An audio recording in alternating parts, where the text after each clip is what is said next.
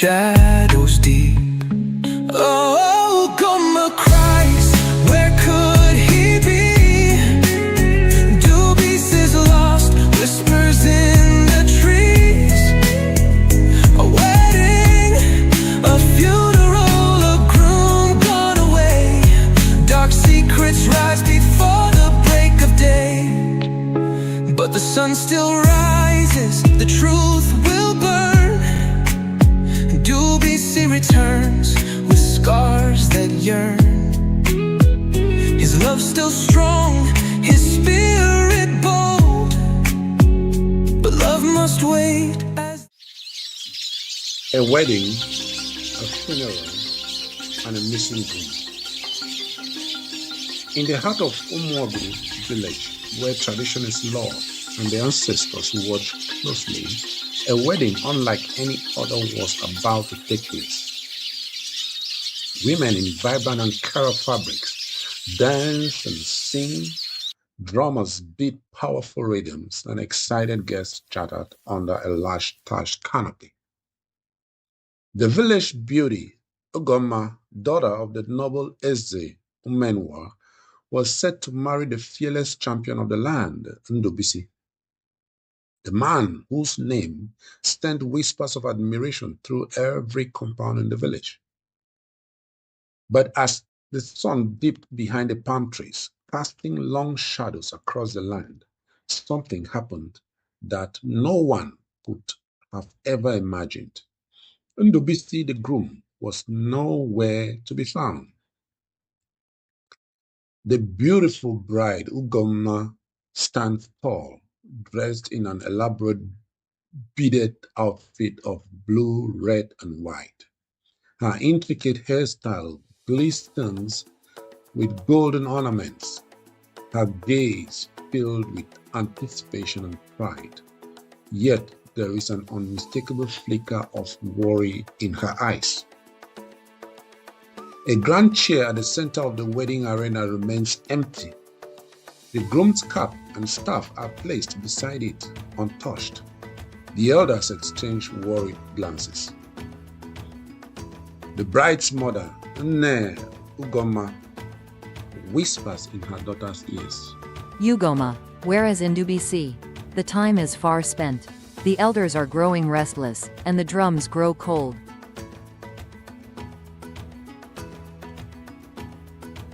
Ugomma responds, "He is coming, Nne. He will not abandon me.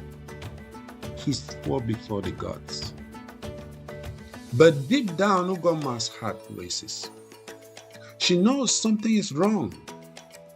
She remembers the secret meetings she had with Ndubisi in the moonlight, the promises they made, and the forbidden love they shared despite the whispers of disapproval from some villagers. She also remembers the lingering gaze of Obiora, Ndubisi's closest friend, who always seemed to be watching her in a little too closely. Most of the wedding guests are murmuring, eyebrows raising, head turning. Women cover their mouths in gossip, while the chief strokes his beard in deep thought. The village elders exchange glances, their murmurs growing louder. The drummers slow their rhythm, sensing the unease in the air. Each year, Okeke, the oldest and wisest of the elders, steps forward, his voice heavy with suspicion. A man does not keep his bride waiting unless something is terribly wrong, or unless he has been led astray by forces darker than the night. The once joyful atmosphere now feels heavy, like a gathering storm. Suddenly, a voice runs into the wedding ground, panting breathlessly, eyes wide with fear.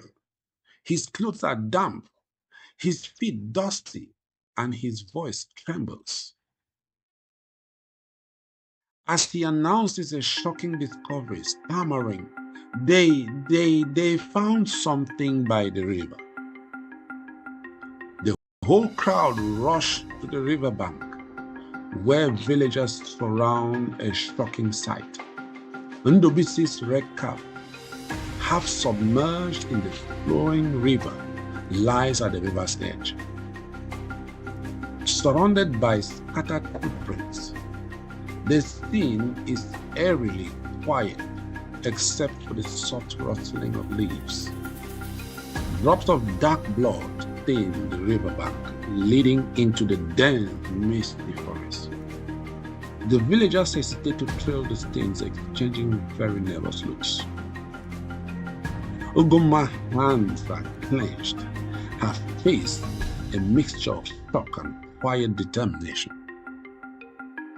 Her expressive eyes reveal deep concern, but she refuses to show weakness, saying, "This cannot be.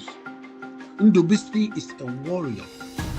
He is not weak like dry leaves blown by the wind." The village chief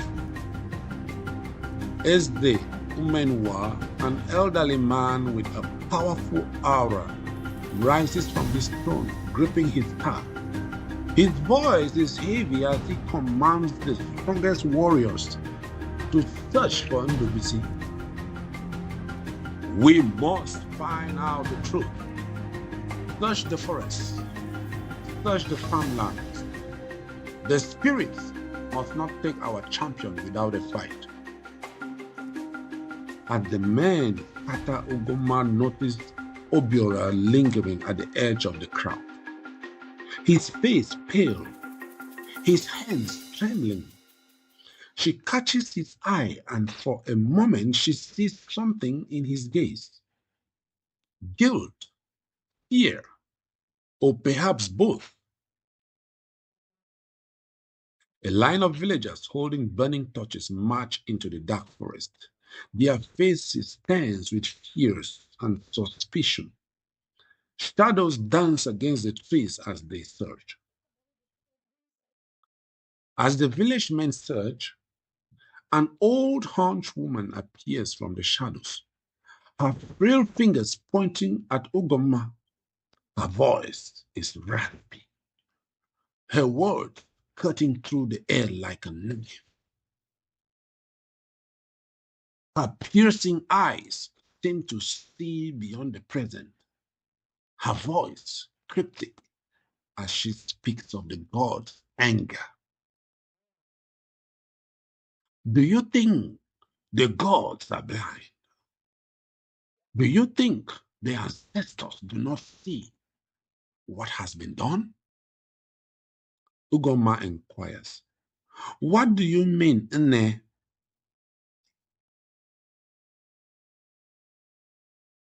"The river does not take a man without reason, and a wedding does not come without its price. You think you can hide your secrets, but the spirits know. They always know." Elders, warriors, and villagers sat around a roaring fire at the village square. Their faces flickered between orange and darkness as they listened to the old woman's words. Ugomma challenges fate as she steps forward, head high, eyes blazing. "The gods do not punish love," she says boldly. Silencing the crowd, the old woman only chuckles in response. Whispers spread like wildfire. Some say gods are punishing them.